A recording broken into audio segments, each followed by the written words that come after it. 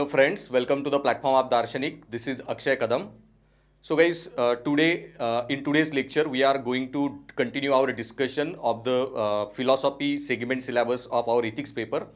So in our previous lecture that you must have gone through, I have discussed the entire syllabus of UPSC, okay, point by point, and I gave you some general debate discussion about or hint about what we are going to study in the remaining syllabus or in our classrooms. Now, in that lecture, I have told you that entire syllabus of UPSC ethics paper is classified into three branches or three areas, that is philosophy segment, psychology segment, and administrative ethics segment. Now, in this lecture, I am going to continue or I am going to discuss with you the philosophy segment of the syllabus in detail. Okay, so what is philosophy segment syllabus contain the topics from UPSC syllabus, and then what we are going to study in detail in our next 100-120 hours of course. Okay, all the topics that we are going to discuss in detail, those topics that I am going to discuss today with you. So I will be recording separate lectures on psychology segment and administrative ethics segment, what we are going to study in those parts separately after this lecture. So in this lecture, let's study the philosophy segment of our syllabus. So UPSC General Studies Paper 4 Ethics Integrity Aptitude. So in that I told you our syllabus is covered in philosophy, psychology and administrative ethics part. Okay, so what I am going to teach you as per the UPSC syllabus, what content in detail that we are going to discuss in our classes as we go ahead, that I am going to discuss with you. So philosophy segment we will cover in this topic, psychology and administrative ethics I will discuss with you separately.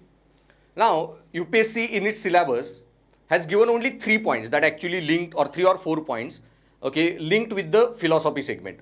Okay, and these 3-4 points are ethics and human interface, okay, essence, determinants and consequence of ethics in human actions, then dimensions of ethics, then ethics in private and public relations, and there is one more point, okay, important teachings from the lives of important thinkers, philosopher, administrator, etc.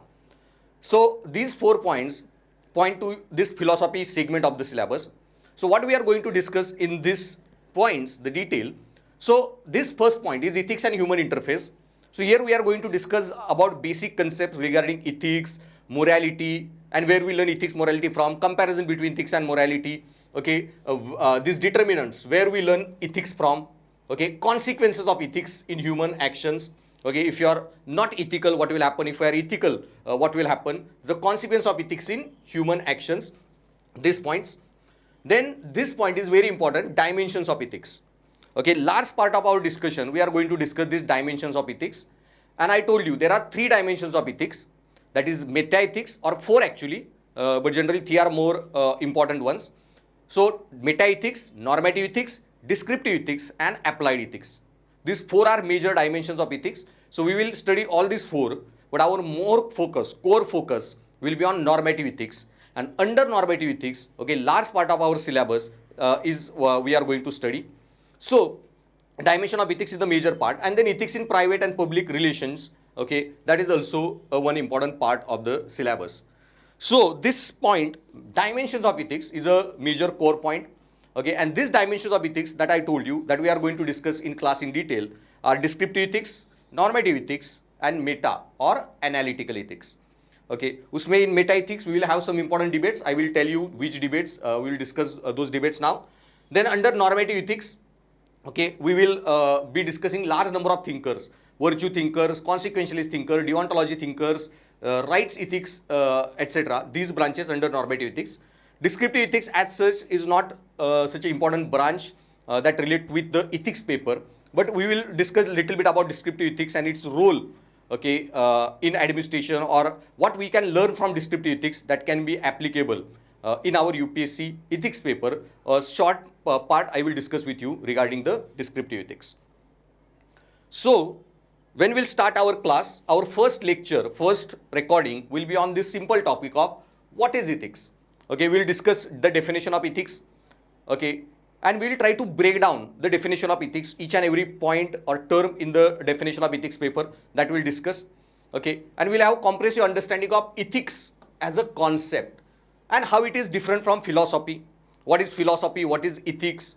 How ethics is one branch of philosophy, okay, that deals with right and wrong, concept of right and wrong, And so relation between philosophy and ethics, and then in general the definition of ethics, how we define ethics. So we'll discuss John Dee's definition of ethics then. And then we'll also discuss the related concept on which they continuously ask question, morality. Okay, what is morality? Okay, and in morality, we will discuss is comparison with ethics, whether ethics and morality are same concept or are they different. If yes, then what are the differences, relation between ethics and morality? Okay, how they are different. Then where we develop ethics from, where we develop morality from, do we develop them from the same sources? Okay, and can morality be developed without ethics, or whether ethics develop without morality? Okay, this interrelationship is a very important part, and which are more useful in life. One should have ethics in the life, or one should have morality in the life. Okay, that we'll discuss. So what is more important, ethics or morality? Okay, we'll discuss in this part, that is relation between ethics and morality. Then there is a next topic, dimensions of ethics. Okay, so after discussing this, first 3-4 lecture will be on this ethics, morality, and then relation between ethics and morality, etc. And there is one small debate, related debate, that also we will have a little bit later in our class schedule, that is odd gap of morality. This is also very important debate, is odd gap of morality. Okay, so large number of times when I discuss, when we will discuss ethics paper, most of the time when I discuss this in offline classes, many students ask me कि sir, whatever you are talking about, ये ethical है, ये ethical नहीं है, ये सही, ये गलत, बहुत सारी चीज़ें दुनिया में हो रही है. ओके, अब drunk and driving is wrong, but फिर भी ड्रिंक एंड ड्राइविंग चल रहा है. Item songs are bad, but फिर भी there are so many item songs in the film industry. So many things are happening. So उसी के लिए understand this guys, many things are happening in society does not okay make them moral. What is happening is not the concern of ethics paper. What matters to ethics paper is what ought to be there, what kind of ought society that need to be created. So what is happening, there are many wrong things are happening in the society. It doesn't make them correct just because they are happening. Okay, what we need to do is create the ought society. So is ought gap of morality. So what is happening and what ought to be done. And this is odd gap of morality is very interesting concept that also we will discuss in our classes separately, but it requires little bit good understanding of ethics paper, and that's why we will have that debate little bit later on. But this debate is related with the ethics, morality, usi ka ek sub part. Then after understanding all these basic concepts about philosophy, ethics, morality, their interrelation, we'll go into the main topic, one topic that UPSC syllabus has described, that is dimension of ethics. Okay, and I told you, so dimension of ethics, that what kind of paper this ethics subject is all about. So whether ethics is a normative discipline, whether ethics is a descriptive discipline, or whether ethics is a analytical discipline. Okay, so what ethics is exactly made up of? So is ethics normative, descriptive, or analytical? So I told you there are 3 branches of ethics: meta ethics or analytical ethics, normative ethics where we pass judgment, and then descriptive ethics, okay, is the third branch. So these 3 major branches, normative ethics, descriptive ethics, and meta ethics, we are going to discuss in detail. Now this is a bit technical part, so we'll discuss that later on. But just to give you overview, what descriptive ethics talks about is generally, in descriptive ethics, there are no judgment passed, no norms passed. In descriptive ethics, people only describe what is happening in the society. Like in India, okay, some ethics philosopher came to India, he saw Indian people, he went to America, he saw American people, and he said that Indian people take care of their old parents, okay, American people don't take care of their old parents. This is only description of the society. He did not pass judgment that whether Indian people are good or Indian people or American people are bad. Okay, now if he says that Indian people take care of their kids, and that's why Indian people take care of their old parents, and that's why Indian people are good people, American people don't take care of their old parents, so American people are bad people. Then he passed a judgment norm, and if you pass a judgment norm, then it becomes different branch of ethics, that is normative ethics. Okay, and okay, so descriptive ethics and normative ethics, in descriptive ethics there is only description, in normative ethics you pass judgment. But even before passing a judgment, that taking care of old parents is a good thing and those who do, kids who don't take care of old parents is bad thing. We need to have higher level debates about the topic first. We need to address the question first at a higher level in philosophy, that whether one should take care of their old parents. Okay, what if old parents themselves don't want their kids to stay with them?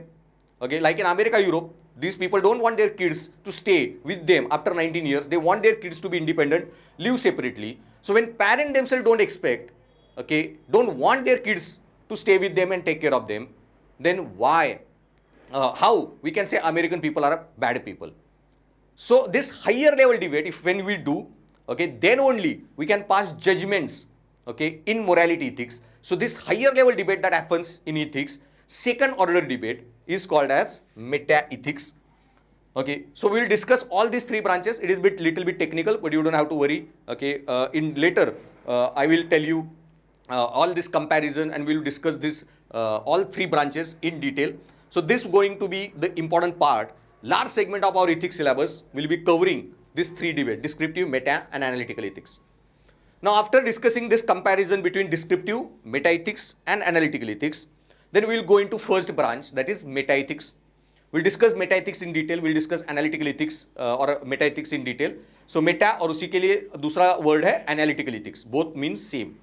And in this meta-ethics and analytical ethics, we will discuss four major debates. Okay, there are a lot of debates in meta-ethics, but four important that I feel will be useful for your ethics paper answer writing. Okay, these four debates that we'll have first. And the first debate is absolutism, relativism, and nihilism. Okay, so absolutism, relativism, and nihilism. This debate, okay, talks about whether morality is absolute, universal, okay, or morality is relative. मतलब morality में जो principal है सही गलत के, क्या सारे universe के लिए ethics morality is the same concept? What is ethical unethical in India is same unethical ethical in America, is same ethical unethical in Middle East, is same ethical unethical in all other religions, all other countries, cultures, etc. अगर ऐसे universal law होते हैं morality में, it is called moral universalism. And then there is another debate, moral relativism. कोई ऐसे universal के law नहीं होते. मोरालिटी कल्चर, रिलीजन, नेशन के हिसाब से चेंज होती रहती है. It keeps on changing. So Indian people take care of old parents, American don't, okay, or American भी सही है, Indian भी सही. So there are two laws in morality. Okay, there is no one universal law. Okay, what kind of, whether you eat non-veg or not, Hinduism में it's a debate, Jainism में absolutely ban, Buddhism में you can eat meat of dead animal, Christianity, Islam में there is no debate whether to eat a non-veg or not to eat a non-veg. So इतने religion में इतने अलग अलग opinions है, laws है regarding the eating of non veg और not eating non veg. तो इसमें कोई एक लॉ नहीं है मोरालिटी में, इथिक्स में. तो इसको बोला जाता है रिलेटिव मोरालिटी, रिलेटिव इथिक्स. तो फिर इथिक्स एग्जैक्टली है क्या? ओके, आपके सिलेबस में जो पहला टॉपिक है, ओके, दिस फर्स्ट पॉइंट जो यूपीएससी ने मेंशन किया है, ethics and human interface, essence of ethics.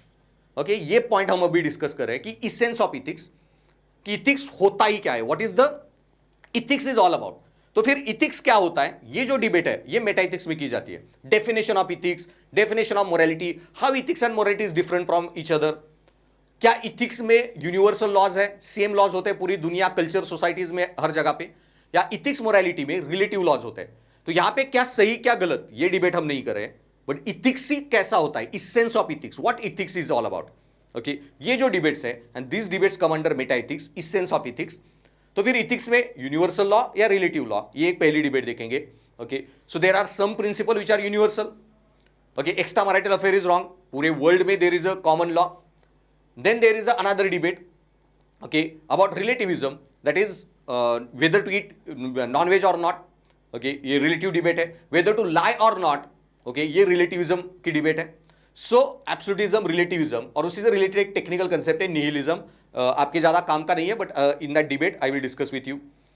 उसके बाद और एक डिबेट है सब्जेक्टिविज्म एंड ऑब्जेक्टिविज्म, कि मोरालिटी कैसे होती है. सब्जेक्टिव, जैसे आपका जीएस का मेंस के पेपर है सब्जेक्टिव, डिस्क्रिप्टिव पेपर्स. प्रीलिम का जो पेपर है ऑब्जेक्टिव, ओके, उसमें एक ही आंसर सही है, बाकी सारे आंसर गलत. सो ऑब्जेक्टिव मोरालिटी या सब्जेक्टिव मोरालिटी. तो मोरालिटी अगर आइदर और है, यही सही बाकी सारी चीजें गलत, आइदर और में आप बात करते हो objective morality, relative morality when morality varies in degrees, okay, in small degrees, that is a relative morality. So objective morality, if when you talk about morality, objective morality is when morality varies in a either or condition. So if you say कि corruption is completely wrong, never take a bribe, corruption is all time wrong, लेकिन छोटा मोटा corruption चलेगा, okay, बड़ा corruption नहीं करेंगे, तो if you believe छोटा मोटा करप्शन चलेगा, बड़ा करप्शन नहीं करेंगे, subjective morality. If you think objective morality, that is either और, कि छोटा करप्शन या बड़ा करप्शन हो, करप्शन इज टोटली रॉन्ग, तो वो ही ऑब्जेक्टिव मोरालिटी. तो मोरालिटी एग्जैक्टली, मोरालिटी का नेचर कैसा है, इसेंस कैसा है, मोरालिटी आइदर और में चेंज होती है या डिग्री में. ये सेकंड बहुत इंपॉर्टेंट डिबेट है सिलेबस की, that will do subjectivism and objectivism. Okay, उसके बाद और एक डिबेट है कि when we talk about ethics morality, जब हम ये बातें करें कि एनिमल्स को नॉनवेज खाना गलत, ये वो सारी चीजें, तो मोरालिटी में हम जब बात करें, तो जब हम मोरल स्टेटस की बात करते हैं, इथिक्स की बात करते हैं, तो किसके बारे में हम सोचें. When we consider कि ये जो चीज है, ओके, इसके इथिक्स और मोरालिटी के बारे में हमें सोचना है, ओके, तो उसमें फीटस है, एक दिन का फीटस है, तो क्या एक या एक महीने वाला फीटस हो, क्या उसको अबॉर्ट कर सकते हैं. ओके, गवर्नमेंट 24th वीक तक प्रेगनेंसी टर्मिनेशन अलाउ कर रही है, 24th वीक के बाद termination of pregnancy is not allowed. तो ये 24th वीक तक प्रेगनेंसी टर्मिनेशन करना अलाउड, तो क्या उससे पहले जो एबॉर्शन किए जाते हैं उसमें मर्डर नहीं होता, या 24th वीक के बाद करेंगे तो मर्डर होगा, तो फिर 24th वीक ही क्यों डिसाइड किया. ओके, तो हाउ वी डिफाइन कि किसको मोरालिटी एप्लीकेबल होगी, इथिक्स एप्लीकेबल होंगे, किसको राइट्स मिलेंगे, जो राइट्स, हम फंडामेंटल राइट्स की बात करते हैं, who will get the fundamental rights. क्या जानवरों को भी फंडामेंटल राइट्स होंगे, क्या नेचर को फंडामेंटल राइट्स होंगे, ओके, रिवर्स, फॉरेस्ट, इकोसिस्टम, ये इंडेंजर्ड स्पीसीज, क्या इनको भी राइट्स होंगे मोरालिटी में. So who gets the rights, ये जो डिबेट है, ग्राउंड्स ऑफ मोरल स्टेटस, और उसमें एक भावनावाद, संवेदनावाद और सेंटिमेंटलिज्म, ये एक डिबेट हम देखेंगे, बहुत काम की डिबेट है, very useful debate for your ethics paper. और उसके बाद मेटा इथिक्स में last, so all this separate debates, we will have separate lectures, 4-5 lectures on all this debates. Okay, so एक डिबेट पे I will record separate 40 minutes के separate lectures. And the last debate is, चलो ethics तो समझ में आया कि ethics क्या होता है, इथिक्स की डेफिनेशन क्या, मोरालिटी की डेफिनेशन क्या, इथिक्स मोरालिटी का नेचर कैसे है, ऑब्जेक्टिव है, सब्जेक्टिव है, यूनिवर्सल है, रिलेटिव है. इथिक्स और मोरालिटी की जब बात करते हैं तो किन को इथिक्स मोरालिटी अप्लाई होगा, किन के अधिकारों की बात हम करेंगे. ओके, ये सारी डिबेट्स कर दी. अब नेक्स्ट जो लास्ट डिबेट है मेटा इथिक्स में, काफी इंपॉर्टेंट डिबेट है कि when we discuss about ethics and morality, where we learn ethics from.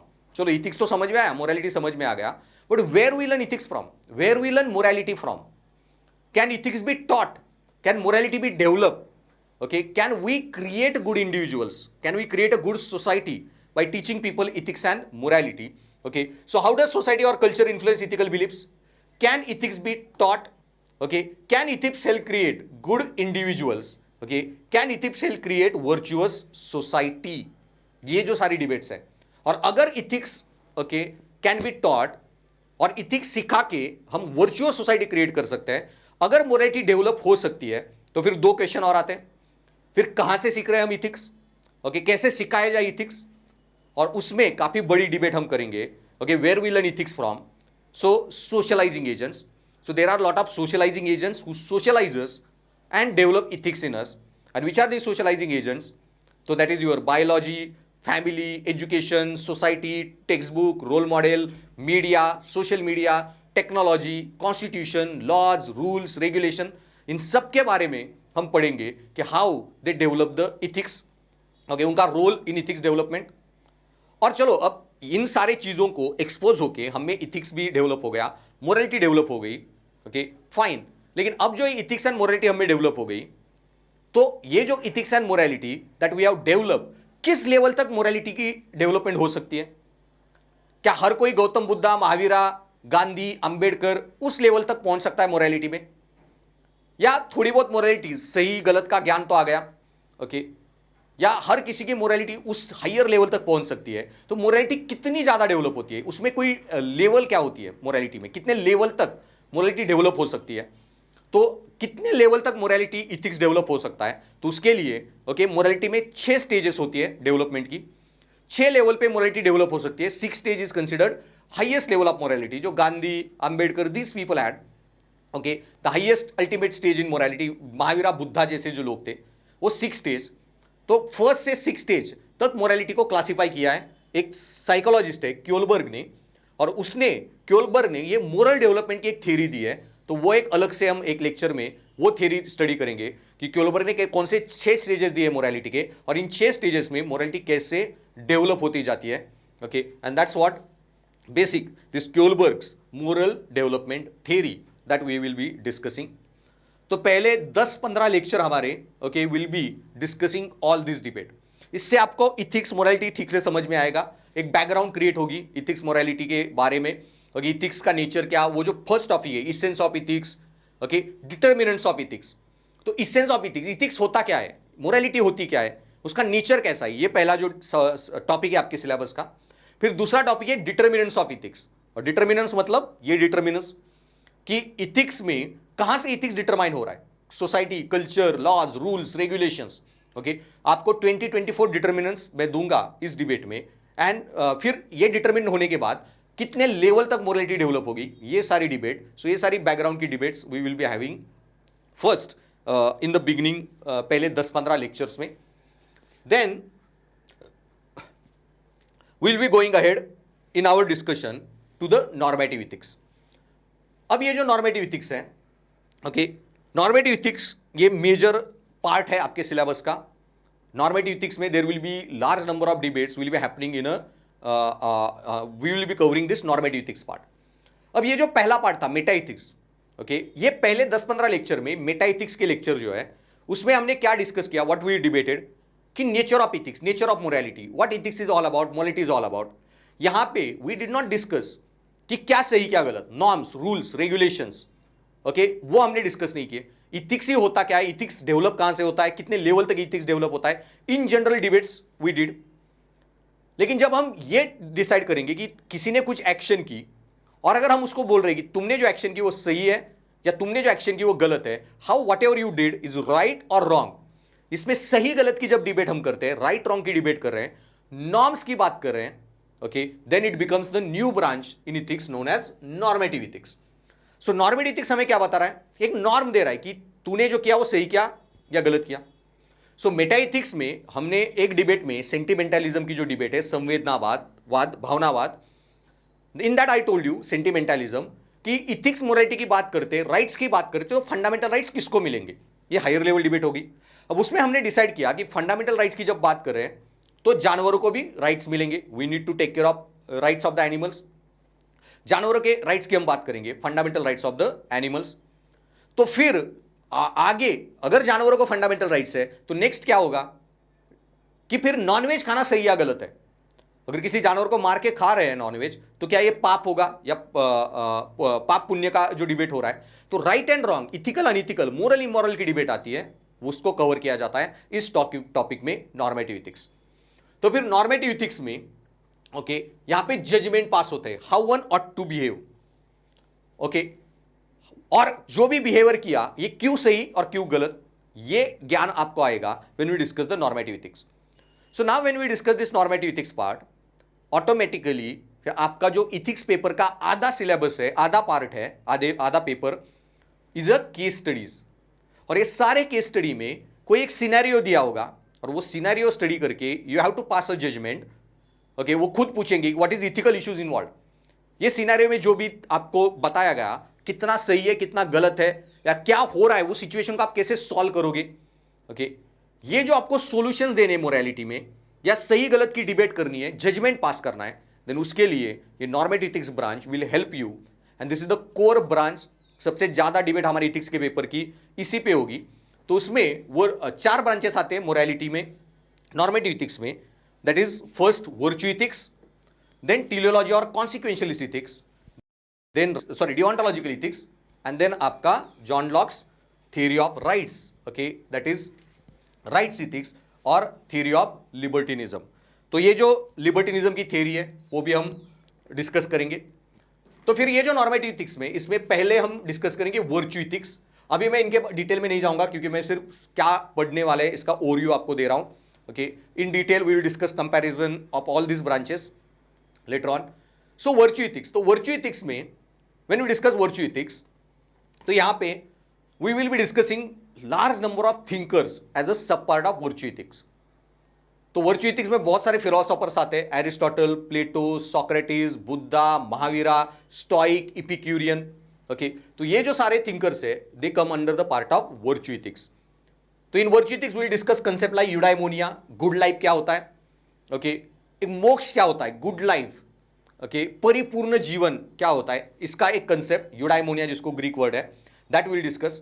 Then will discuss Aristotle, Plato, Socrates, Stoic and India के दो लीजेंडरी बुद्धा, महावीरा. ये सारे वर्च्यू थिंकर्स आते हैं.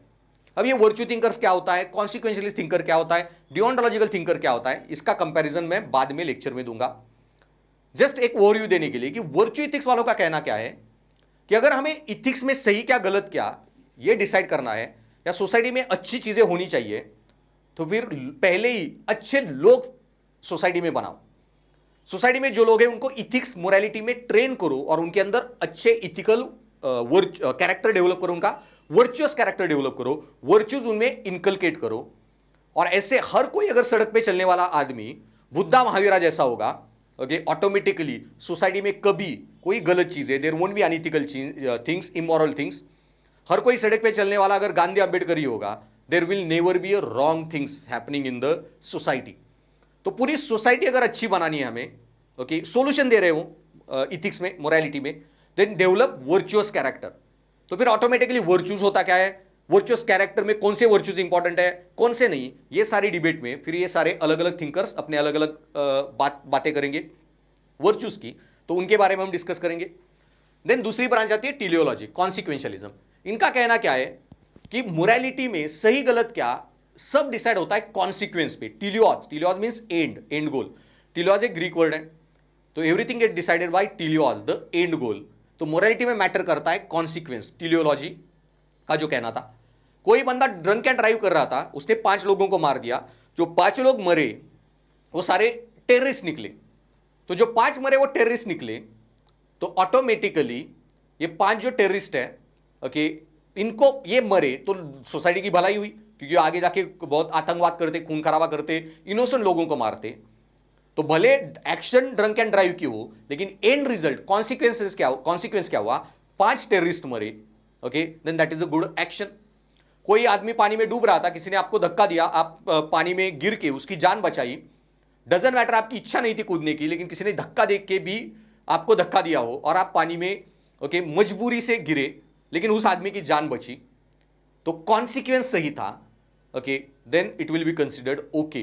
तो ये एक थ्योरी आती है टीलियोलॉजी, कॉन्सिक्वेंशियलिज्म. दूसरी थ्योरी नॉर्मेटिव इथिक्स में हम ये देखेंगे, और इसमें we will study utilitarianism, ethical egoism, ethical altruism and ethical hedonism. ये 4 ब्रांचेस आती है, और उसमें utilitarianism, Jeremy Bentham and John Stuart Mill, इनके is important theory, and will discuss important ideas about happiness क्या, प्लेजर क्या, एक्ट कॉन्सिक्वेंशियलिज्म, रूल कॉन्सिक्वेंशियलिज्म.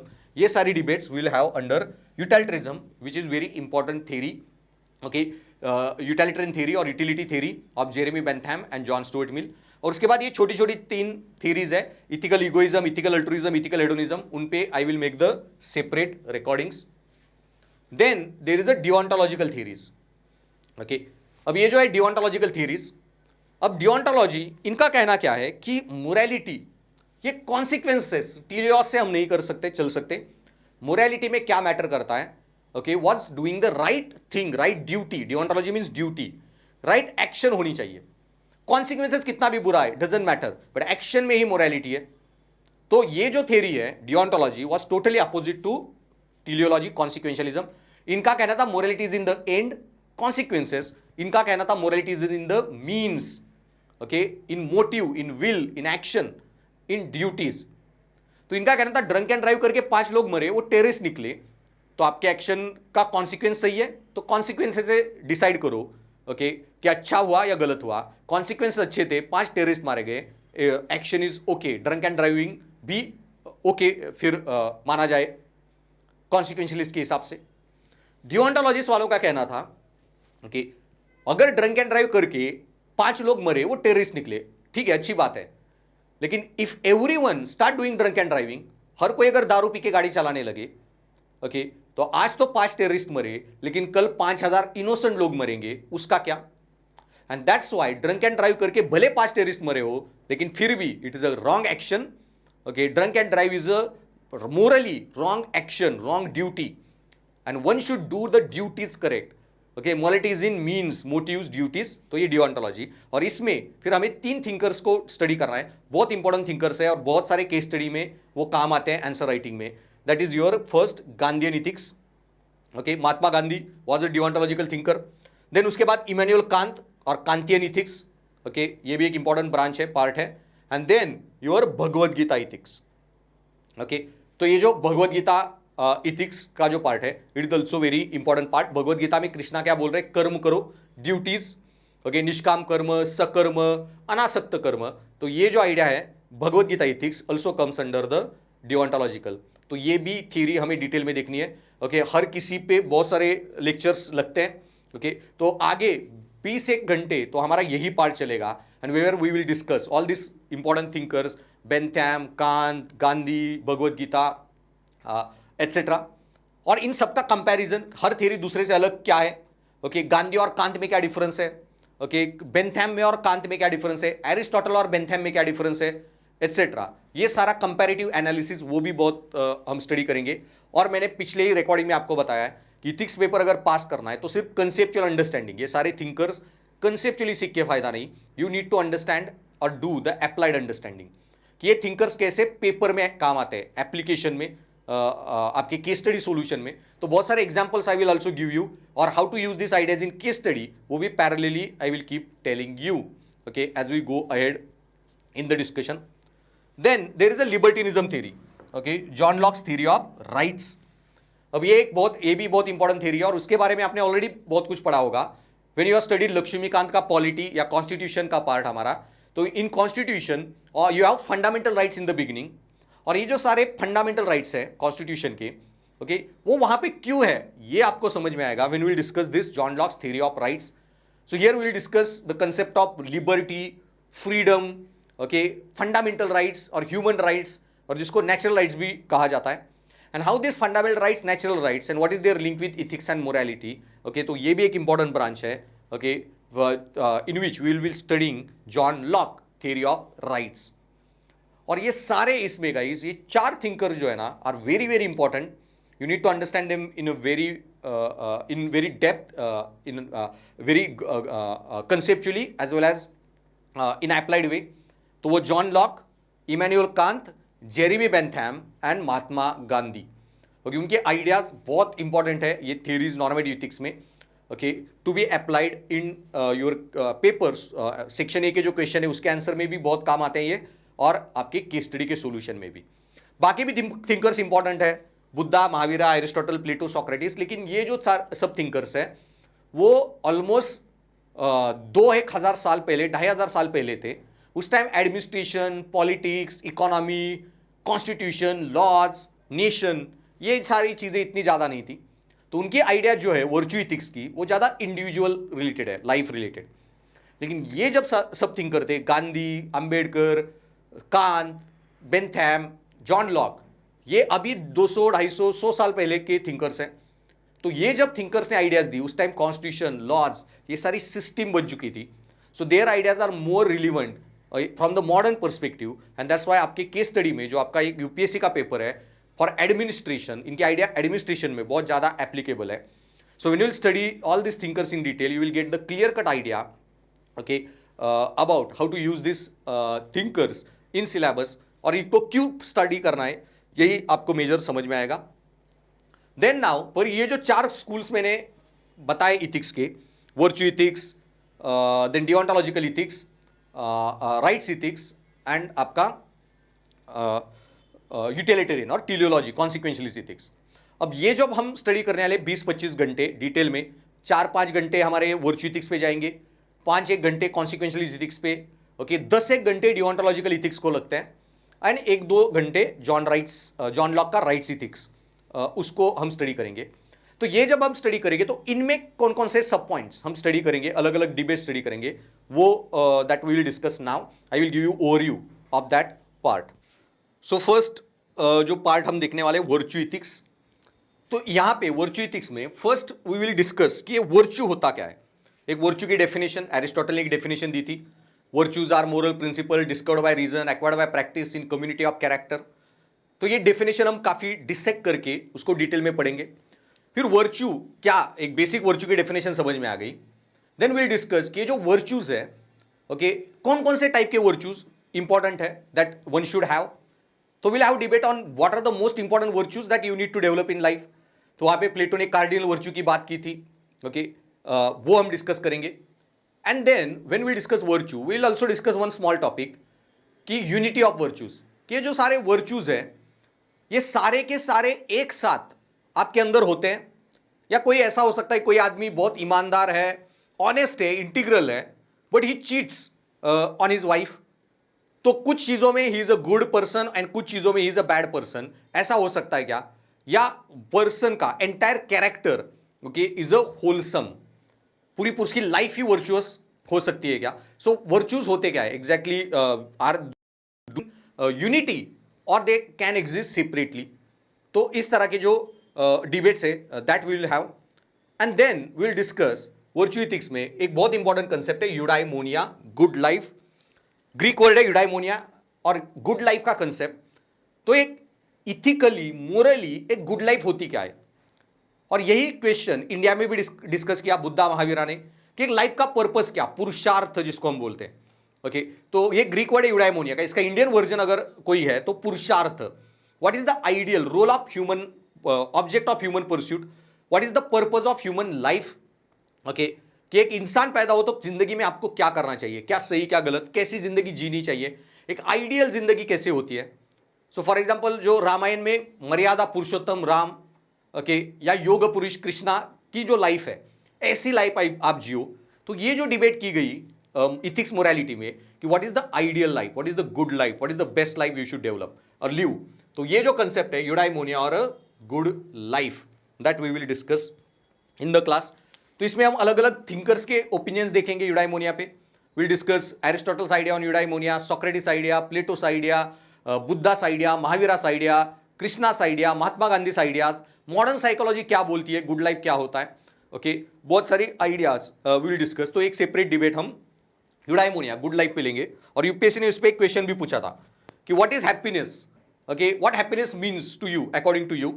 तो ये जो हैप्पीनेस रिलेटेड जो क्वेश्चन था, what is this concept of eudaimonia good life. Then Aristotle's Nicomachean ethics. Okay, फिर हम आगे जाके will discuss the first branch in virtue ethics that is Aristotle's Nicomachean ethics. And will discuss Aristotle Nicomachean ethics. In that will discuss Aristotle के 3-4 important concept. Will discuss Aristotle का golden mean concept. Okay, एक golden mean काफी important idea Aristotle ने दी थी.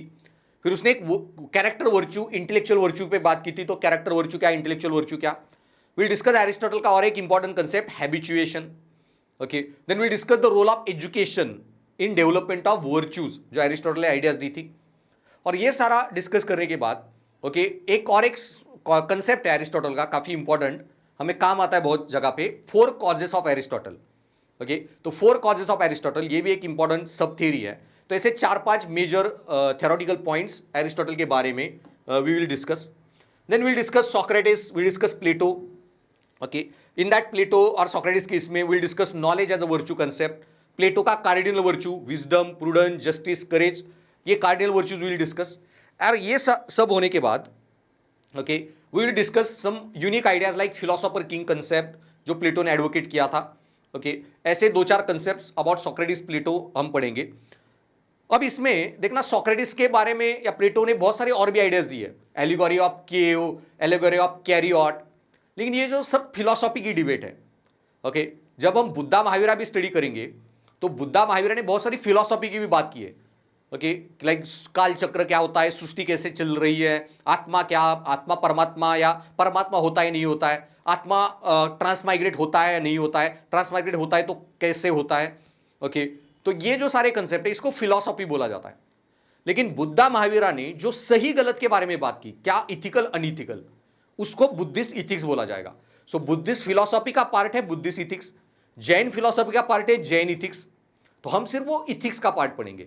तो same वे Socrates प्लेटो ने philosophy में बहुत बातें की, लेकिन we will only discuss Socrates Plato के इथिक्स। ओके, सही गलत रिलेटेड जो उनकी बातें थी, that will discuss. Then will discuss stoicism, ये एक इंपॉर्टेंट थ्योरी है, stoic thinkers. And then epicureanism, ये भी एक इंपॉर्टेंट थ्योरी है। इपिक्यूरियन एक फिलोसोफर था, उसने एक कंसेप्ट दिया moderate indulgence, middle path indirectly in Buddha's language, तो वो भी इपिक्यूरियनिज्म की theory will discuss in this part. Then will also discuss Buddhist philosophy and ethics. Okay, तो उसके बाद बुद्धिस्ट फिलोसफी एंड इथिक्स, तो इसमें बुद्धा का I told you I will give you overview little bit Buddha के फिलोसॉफी का, लेकिन largely our core focus will be on Buddhist ethics, that is Ashtangik Marg, middle path. ये जो एटफोल्ड पाथ की बात की बुद्धा ने, मध्यम मार्ग, अष्टांगिक मार्ग, मिडल पाथ, एटफोल्ड पाथ, उनको हम डिस्कस करेंगे कि बुद्धा ने इथिक्स की इसमें जो थेरीज की थी, 4 नोबल ट्रुथ। ओके, उसमें जो 4th नोबल ट्रुथ था मिडल पाथ एंड एटफोल्ड पाथ, जिसमें उन्होंने बात की सम्यक मार्ग एंड ये अष्टांगिक मार्ग, वो इथिक्स रिलेटेड था। First noble truth, second noble truth, third noble truth, ये बुद्धा का मेटा इथिक्स था या फिलॉसफी का डिबेट था। एंड 4th नोबल ट्रूथ में क्या करो जिंदगी में, कैसी जिंदगी जियो, अगर निर्वाण चाहिए तो कैसी जिंदगी जियो, ये उन्होंने 4th नोबल ट्रूथ में बात की। So we will discuss more that 4th noble truth. Same में महावीरा ने भी बहुत आइडियाज दी थी, काल चक्र, ये पुद्गल, जीवा के कंसेप्ट, सृष्टि के जो 5 द्रव्य से बनी है सृष्टि बनी है, उसको काल, टाइम कैसे चलाता है, इन जीवास के कौन कौन से फॉर्म होते हैं, एकेंद्रिय, दिवेंद्रिय, तिरेंद्रिय, चौरेंद्रिय, पंचेंद्रिय, ये सारा जैन फिलॉसफी का पार्ट हुआ। लेकिन उसके बाद महावीरा ने जो कंसेप्ट दिया कि अगर मुक्ति चाहिए, आपको लिबरेशन चाहिए, कैवल्य ज्ञान प्राप्त करना है, तो आपको कैसी जिंदगी जीनी है, और वो जो पार्ट है उसको हम बोलेंगे Jain ethics. And that part of Jain ethics, if you want kaivalya gyan, okay, then you need to develop samyak darshan, सम्यक ज्ञान एंड सम्यक चरित्र।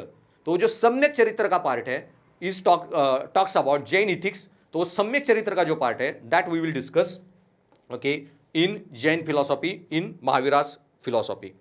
ओके, सो ये सब थिंकर जो है एरिस्टोटल, प्लेटो, सोक्रेटिस, उन पे काफी डिबेट, इन डेप्थ डिबेट करेंगे। तो पहले 5, 6, 7 घंटे we will be having debate on virtue ethics only. Then will go into second branch that I told you, teleological ethics, consequentialist. इनका कहना क्या था, morality lies in telos, telos is a Greek word, end goal, और उसी को दूसरा जो word है morality lies in consequences of your action. So morality is in consequence, telos, end goal. और इसमें I told you there are 4 important theories, utilitarianism of Bentham, okay, ethical egoism of Thomas Hobbes, ethical altruism and ethical hedonism, और Charvaka श्लोकायत philosophy. उसमें ये 3 छोटी छोटी debates है, वो 1-2 घंटे में ही हो जाती है। बट ये utilitarian ethics is a very very important part that will discuss. और इसमें हमें 2 थिंकर्स को डिस्कस करना है, okay, Jeremy Bentham and John Stuart Mill. Okay, और in when will discuss those 2 thinkers, okay, इन दोनों ने बहुत सारे कंसेप्ट दिए थे, हैप्पीनेस क्या, प्लेजर क्या, difference between happiness and pleasure. Then they also talked about act consequentialism and rule consequentialism. तो ये एक हम डिबेट से स्टार्ट करेंगे, what is act consequentialism, what is rule consequentialism. Now these are quite technical debates, I can't explain them now, क्योंकि हम सिर्फ syllabus का डिस्कशन कर रहे हैं, क्या हम देखने वाले हैं, okay, and it's very technical part. So अलग से एक रिकॉर्डिंग सिर्फ इस पे होगा, एक्ट कॉन्सिक्वेंशियलिज्म एंड रूल कॉन्सिक्वेंशियलिज्म।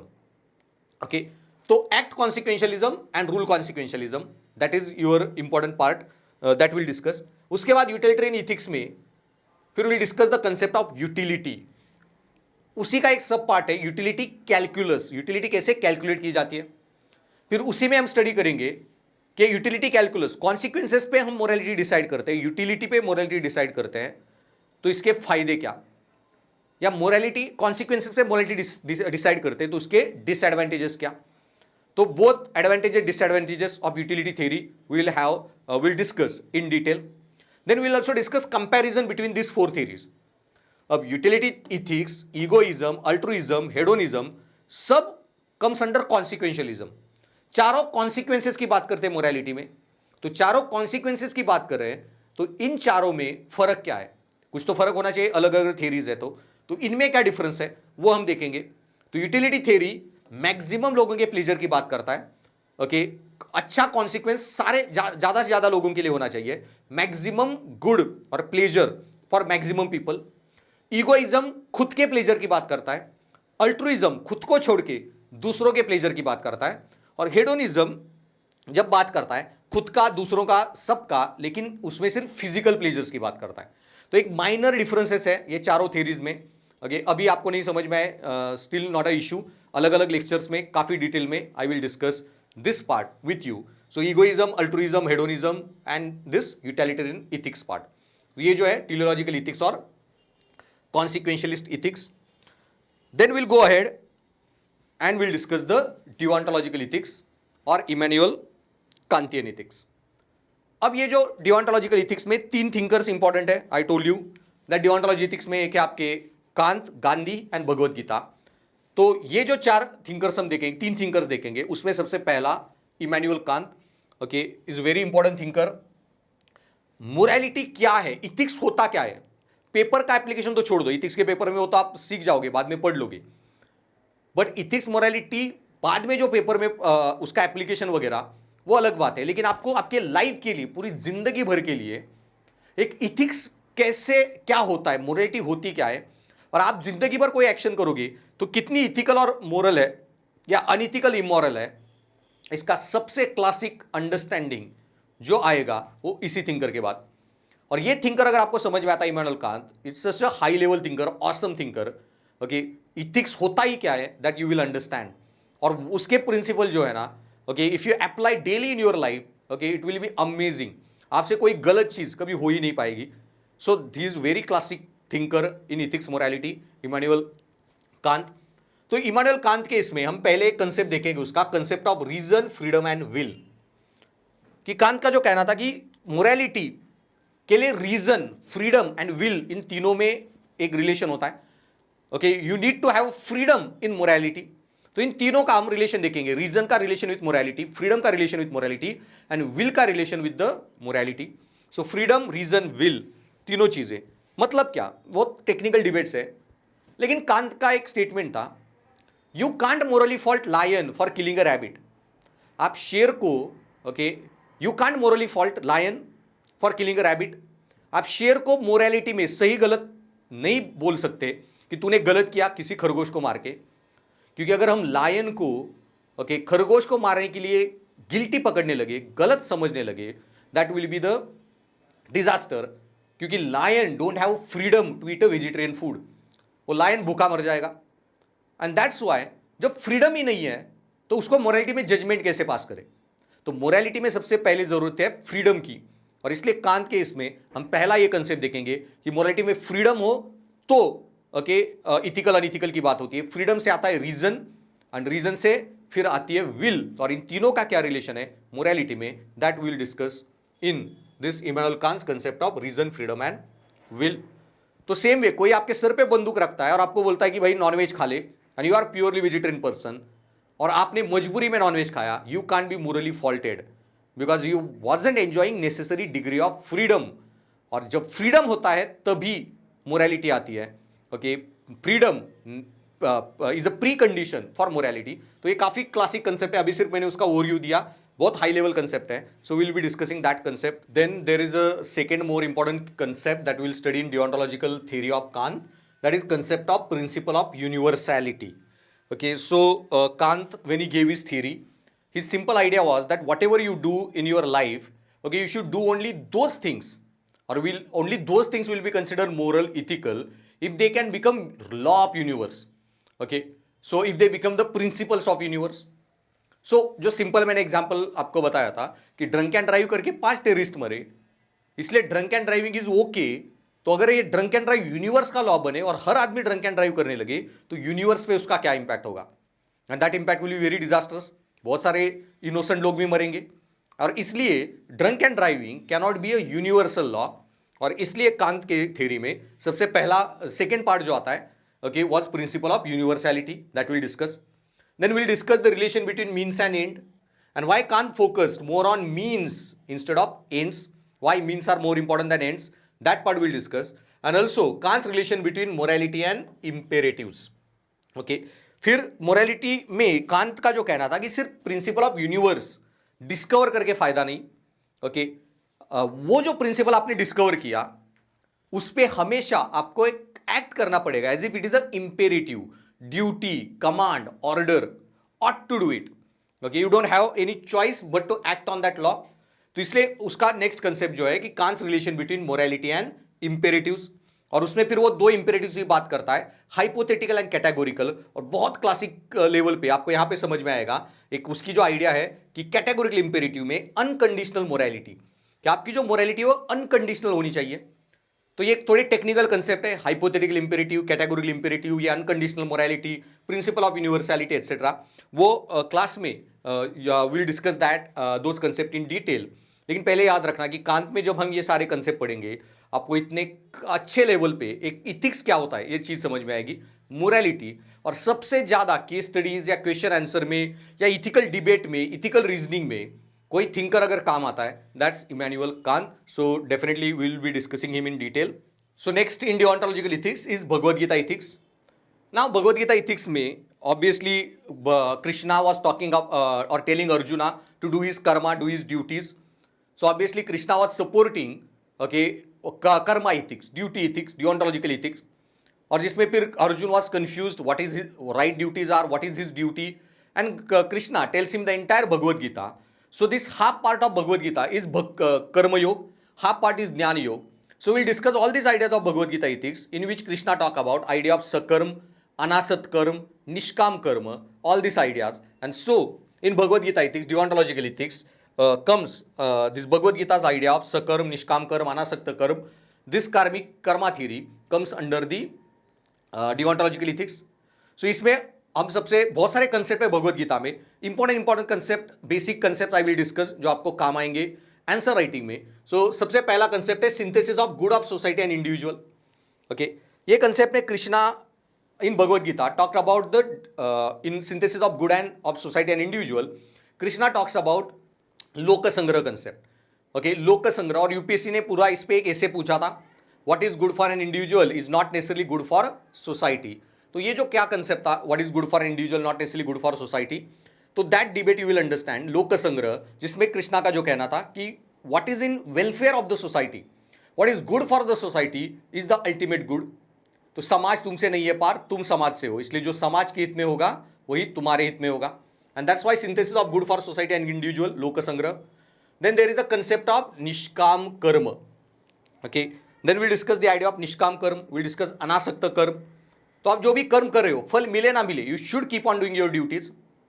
और ये ड्यूटीज करते वक्त आपको कुछ भी फायदा नुकसान हो, okay, you shouldn't be thinking about, okay, वो नुकसान भी कुछ हो तो अनासक्ति, डिटैच्ड, कुछ भी उससे मुझे कोई गिल्ट, लॉस, पेन कुछ भी होता है, okay, I am ready for that. I am ready to pay any cost to do my duty. तो अनासक्त होके, निष्काम होके सकर्म करो। तो वो जो थियरी का पार्ट हमें देखना है। Then will be discussing small concept like divinization and transformation of passions. Then Bhagavad Gita is based on sound metaphysics. Okay, then synthesis of determinism and free will. Okay, then Krishna also talk about this one concept, synthesism of determinism and free will. Then there is another concept along with निष्काम कर्म, okay, akarma, satkarma and vikarma. So Krishna talked about three types of karmas: vikarm, bad actions; akarm, inaction; sakarm, good action, positive action, moral action. और उसमें फिर कृष्णा ने जो कहा था कि अगर सकर्म की जगह पे आप अकर्म भी कर रहे हो, आप पापी हो। Okay, something wrong is happening in front of you and you stay neutral instead of stopping the wrong, okay, then you are equally sinful, unethical. और इसलिए सकर्म, अकर्म, विकर्म, ये भी बहुत क्लासिक कंसेप्ट है, बहुत केस स्टडी आंसर राइटिंग में काम आता है। Then Bhagavad Gita incorporates environmental ethics, Bhagavad Gita के कुछ एनवायरमेंटल इथिक्स की आइडिया। देन उसके बाद और एक कंसेप्ट आता है भगवद गीता में, स्थित प्रज्ञ, बहुत अच्छा कंसेप्ट है ये। स्टॉइसिज्म की आइडिया भगवद गीता इस कंसेप्ट में देता है हमें कि बी स्थित प्रज्ञ, indifferent to pain, pleasure, suffering, चंचल मन को मनमानी ना करने दो पार, तो उसे रोको और अपने आत्मा का अधीन बनाओ। सो कंट्रोल योर माइंड, स्थित प्रज्ञ। एंड उसके बाद गुना थ्योरी, सात्विक, रजस, तमस। ओके, फिर ये स्थित प्रज्ञ कैसे बने, तो फिर कृष्णा गिव्स गुना की थ्योरी, टेल्स गुना की थ्योरी टू अर्जुन कि सृष्टि में हर इंसान में 3 गुना है, सतोगुण, रजोगुण, तमोगुण। और ये जो सात्विक, रजस, तमस गुणाज है, इसका राइट बैलेंस जिसके अंदर हो, संतुलन जिनके अंदर हो, वही स्थितप्रज्ञ बनता है। तो एक संतुलित जीवन का कंसेप्ट जो है और उससे स्थितप्रज्ञ की जो जिंदगी है is a good life, eudaimonia as per Bhagavad Gita, तो वो भी आइडियाज हम देखेंगे। And then setting standards for the society, ये एक कंसेप्ट है कि कृष्णा का जो कहना था कि आप कोई कर्म करो, उसका फल मिले ना मिले doesn't matter, but you should do the right Karma, right duty, और दुनिया को दिखाओ कि कैसे सही चीज की जाती है, भले उसके बाद कुछ रिजल्ट आए ना आए, you set the standard for the society. तो अर्जुन का जो कहना था कि मैं तो ये लड़ाई कर भी लूं, क्या पता मैं खुद मर जाऊं, दुर्योधन फिर भी राजा बने। तो कृष्णा ने कहा हो सकता है दुर्योधन फिर भी राजा बने, तुम मर जाओ, लेकिन समाज ये नहीं देखेगा कि दुर्योधन ओके जीता, समाज ये देखेगा कि अर्जुन लड़के मरा। तो तुम एक अर्जुन के जैसे, as a Arjun you set the standard for the society, okay, how to fight to death, ये स्टैंडर्ड आपके अंदर होना चाहिए, ऐसा जज्बा आपके अंदर होना चाहिए। You tell that, show that, role model for the society, set standard for the society.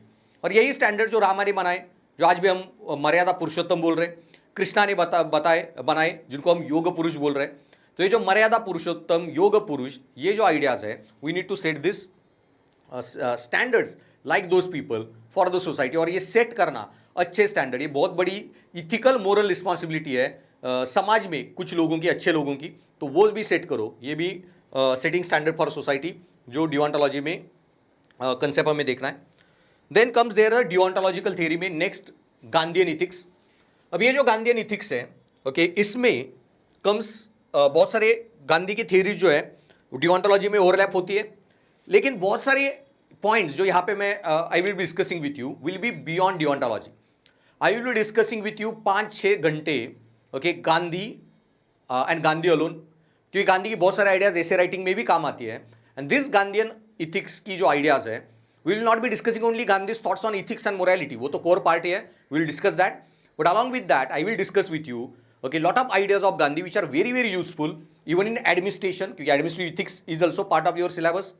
They are useful in philosophy also, okay, they are useful in governance also, even you can use in essay or other papers. So all such ideas like village republic, Gandhi's idea on economics, Gandhi's idea on science and humanity, knowledge and character, wealth and work, religion and sacrifice, large number of values that Gandhi advocated, we will be discussing those values, okay. So my life is my message, एक गांधी ने एक concept दिया था कि आप जो बोल रहे हो, थॉट्स, वर्ड, डीड्स, एक्शन सारे सेम होने चाहिए, ऐसी जिंदगी जियो जो आप बोल रहे हो, सोच रहे हो, okay. So your life should be like your message, आपकी लाइफ से लोगों को मैसेज मिलना चाहिए।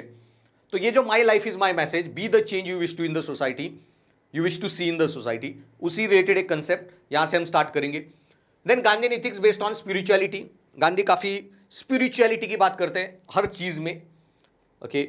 When we'll discuss Gandhi, I will tell you one simple thing. If you want to understand Gandhi, so you need to understand one simple statement. Okay, what Gandhi wanted or always strived in his all ideology, all theories, कि मानसाने मानसाशी मानसासम वागणे, कि एक मराठी की line है कि इंसान इंसान से इंसानियत से पेश आए, and that's what Gandhi's entire ideas. तो गांधी की इकोनॉमिक्स की आइडिया हो, पॉलिटिकल आइडियाज हो, गवर्नेंस के आइडियाज हो, इथिक्स के आइडियाज हो, सब में स्पिरिचुअलिटी बहुत कूट कूट के भरी है, okay. So will discuss how Gandhi ethics and spirituality are interlinked, okay. Then will discuss relation between means and end, okay. So relation between means and end, Gandhi का जो कहना था means are ends in the making, जहरीला पौधा लगा के गुलाब का फूल नहीं खिलेगा, जहरीला पौधा जहरीला फूल, गुलाब का पौधा गुलाब का फूल। तो मीन्स और एंड में जो रिलेशन है, okay, it is very important. इसलिए गांधी डिओन्टोलॉजिकल थिंकर है, क्योंकि गांधी का जो कहना था, what Gandhi was saying, right means always lead to right end, bad means always lead to bad ends, and that's why right means you need to focus on actions, okay, good actions, good duties, good karmas. तो वो भी point हम देखेंगे, relation between means and end, okay. Then development of sublime qualities, Jainism या Gandhi both advocated this sublime qualities. जो जैनिज्म में पंच महाव्रता का कंसेप्ट है, सत्य, अस्तेय, अपरिग्रह, ब्रह्मचार्य, अहिंसा, सबलाइम क्वालिटीज इनको बोला जाता है। Western philosophy largely focused on virile qualities, courage, okay, पूरे be the conqueror, acquire materialistic wealth, acquire power. In India these values were never advocated, never supported. In India, Okay, largely focuses on sublime qualities of life, and these sublime qualities, Satya, Asteya, Parigraha. So 5 sublime qualities, Pancha Mahavratas, that Gandhi advocated or Jainism advocated, we will discuss in detail. Then there was a concept of Satyagraha, okay, Satya Agraha, truth and non-violence combined. Gandhi created this Satyagraha tool. Now this Satyagraha tool that Gandhi created is the best thing that he gave to the humanity, gave to the entire society world. तो ये जो सत्याग्रह की technique है, सत्य और अहिंसा के ideas, Gandhi ने पहली बार बात नहीं की थी. ओके, ऑलरेडी महावीरा, बुद्धा, चांडोग्य उपनिषद, सब में ये ideas were there. But when Buddha, Mahavira, Chandogya Upanishad, when they talk about सत्य and ahimsa, they talk from individual perspective. झूठ मत बोलो, don't lie, don't kill animals, respect other people, be tolerant, etcetera. But Gandhi's greatness lies in the fact that Gandhi combined this Satya and Agraha, this idea, Satyagraha, as a political tool, political technique. Okay, and he gave that how to use this idea of Satya and Ahimsa, okay, while dealing with administration, while dealing with governance, while dealing with the constitutional issues. Okay, how to solve your society's problem, community problem, religious problem, national problems. Okay, how one should behave in a civilized democracy, Gandhi taught to the world by developing this technique of Satyagraha. So Gandhi's greatest contribution is not we got independence because of Gandhi. The Gandhi's greatest contribution is that, okay, he taught us how to behave in a democracy. He inculcated in us this democratic value system through this idea of Satyagraha. So that we'll discuss in detail. Then there are 5 Mahavratas, great vows of ascetics. तो इसमें सत्य, अस्तेय, अपरिग्रह, ब्रह्मचर्य, अहिंसा, we'll discuss them from a modern perspective. How these ideas are applicable in economy, governance, administration, that we'll discuss. Then there is also one concept of Gandhi related to economics, that is trusteeship of wealth, and related concept, trusteeship of knowledge. This is also very, very important concept, very high level ethics Gandhi is giving to the society through these ideas. So how one businessman, okay, or knowledgeable doctor, engineer should behave, okay, and he should behave as if he is a trustee of that wealth, trustee of that knowledge. So ये बहुत ये भी काफ़ी classic idea है गांधी की, and is very very useful in many answer writing, case study solution, etc. Then economics and ethics according to Gandhi. Then Gandhi also advocated economics and ethics according to Gandhi. तो we will separately study Gandhi की economics के ideas. Okay, तो उसमें गांधी का जो economics का concept था, decentralization of economy, decentralization of production, okay, decentralization or economy centered on charkha, that is handicraft, village, cottage based industry. So why Gandhi was advocating decentralization of economy and how it is linked with the human dignity, human life, okay, improving the quality of people's life. और ये जो concept उन्होंने और एक दिया था Antyodaya, Gandhian तलिस्मान एक था कंसेप्ट अंत्योदय का, and how this economics idea and that Antyodaya concept is linked, that we'll study in this part. Then we'll discuss 7 social sins as per Gandhi. तो गांधी ने 7 social sins की बात की थी, dangers to human virtues, okay, और roots of violence. ये violence कहाँ से breed होता है, या virtues क्यों threaten होते हैं लोगों के अंदर जो virtues है, why people get diverted from those virtues, क्या ये जो कौन से सामाजिक पाप सोशल सिंस है. तो 7 सोशल सिन की बात की थी उन्होंने. Science without humanity, knowledge without character, wealth without work, okay, politics without principle, commerce without morality and religion without sacrifice. तो ये जो 7 सोशल सिंस है, will be studying them in detail and how you can use this ideas in case study. वो तो मैं continuously कोई भी concept जब पढ़ाऊंगा, I will continuously keep on telling you how to use this ideas in the case study, answer writing, etcetera. And then we will be discussing criticism of Gandhian theory of ethics. कि what is ये जो गांधी के ideas है, they are very idealistic in nature, okay, not so pragmatic. So obviously they are great because they are very आदर्शवादी, idealistic, okay. So a little bit problems or disadvantages or criticism of Gandhian theory, that also we will be discussing in the class, okay. उसके बाद there is one small concept, that is small theories, not so important from your syllabus के perspective में, but एक आध बार 10-12 साल में एक आध क्वेश्चन उस पर आ चुका है. That's why we will discuss them also, will not leave anything uncovered. Okay, so whatever paper that will come, at least 80-90% should be. So largely it should be from our notes. That will be our attempt. We will try to do that. तो उसमें जो theories है उसमें एक important theory fourth branch जो ethical reasoning की है, that is John Locke's theory of rights or liberty. तो ये जो जॉन लॉक की theory है, theory of rights, theory of liberty, fundamental rights की theory. So there I will discuss John Locke's ideas on freedom, liberty, okay, fundamental rights, and how they are linked with the politics. His theory, political theory, little bit idea I will give you. जितना pol science में आपको John Locke study करना है, okay, that level we won't be studying, but ethics में जो काम आए, from that perspective we will discuss the John Locke's theory. Okay, एक दो लेक्चर में ये पूरी theory हो जाती है. Then there is a moral intuitionism. ये एक theory है moral intuitionism, और इस साल उस पे क्वेश्चन आया था moral intuitionism पे. Okay, so moral intuitionism and moral existentialism दो small theories है. ज़्यादा एडमिनिस्ट्रेशन गवर्नेंस के पर्सपेक्टिव से they are not applicable, but you should know about them because they are two important dimensions of ethics. So there are 4 dimensions of ethics that we will be focusing more in detail about: virtue ethics, consequentialist ethics, deontological ethics, and rights ethics. But along with that, these 2 branches are also very important: moral intuitionism and moral existentialism. So we will be discussing about these 2 branches also in detail while discussing this philosophy segment. Now, so this will be the core major area. First 40 hours of our discussions we will be discussing this meta ethics and normative ethics. अब उसके बाद, okay, obviously it is a Indian government is taking this exam UPSC का, so you need to know about Indian philosophies also. And Indian philosophies, okay, already in normative ethics 3 thinkers we are going to study, 4: Buddha, Mahavira, Gandhi, and Bhagavad Gita. So already we are studying Indian philosophies. लेकिन उसके बाद भी, okay, you should be ready for any surprise question, because last year 22 के mains में they asked question on Guru Nanak. Okay, so sorry 23 के इस साल के मेंस में, so they asked question on Guru Nanak, and so you should be ready with the question like these Vedantic philosophers. Guru Nanak is Vedantic philosopher. So UPSC is asking question on Indian philosophies which is may not be linked with your governance or administration as such. So you should be ready with study of those thinkers also. So after all this debate, we will have a debate on, okay, the schools of Indian philosophies, and there are 6 schools of Indian philosophy, Astic schools, and 6 schools of Indian philosophy, Nastic schools. Okay, or entire Indian philosophy gets arranged in these 2 schools, 2 branches. तो उसमें school of Astic philosophy में you have these 6 schools. So I will give you overview of all these schools.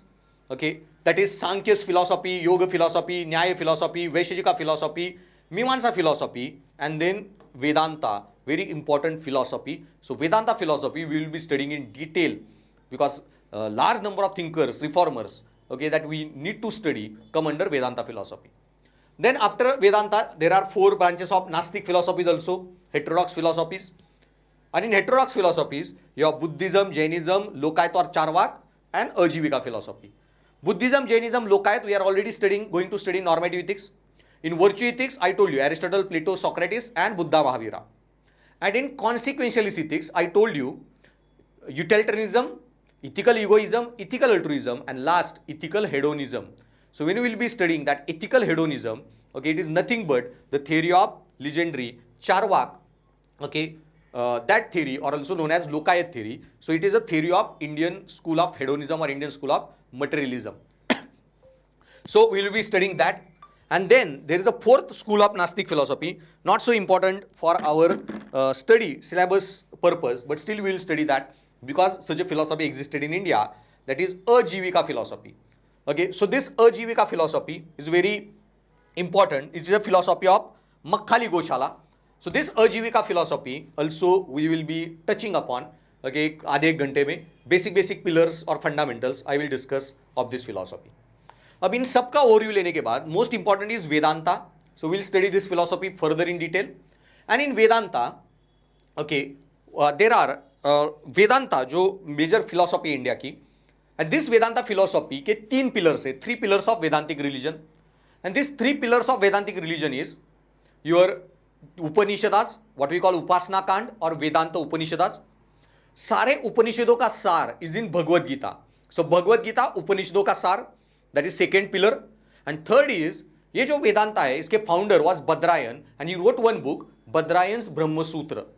So this Badarayana's Brahmasutra is third pillar of Vedantic religion. So this three, okay, that is आपका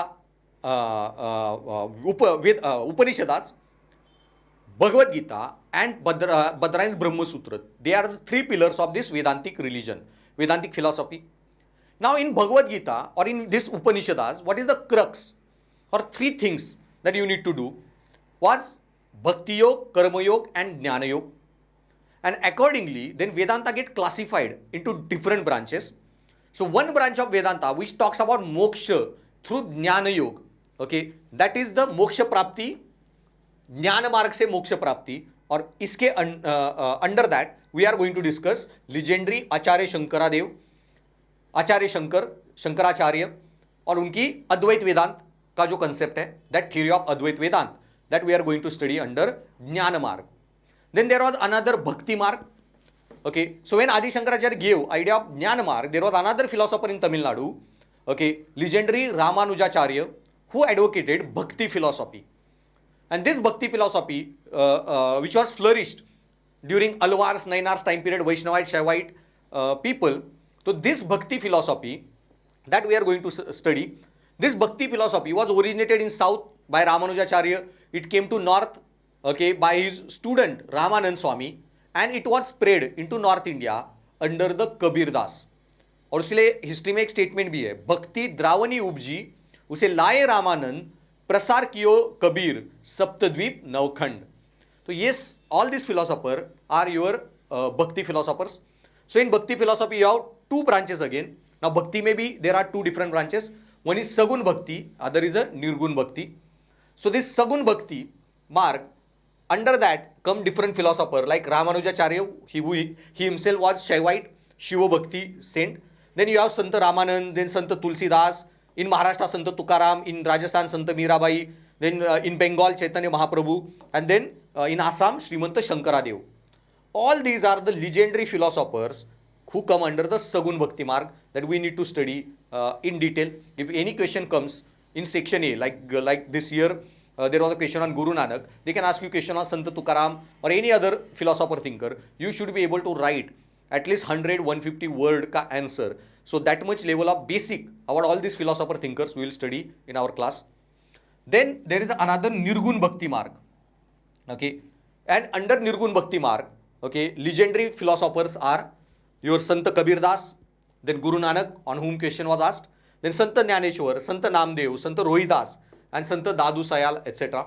So important one, Kabir Das, Nanak, Jnaneshwar, Namdev, etc. Most of them we will be studying in our classroom.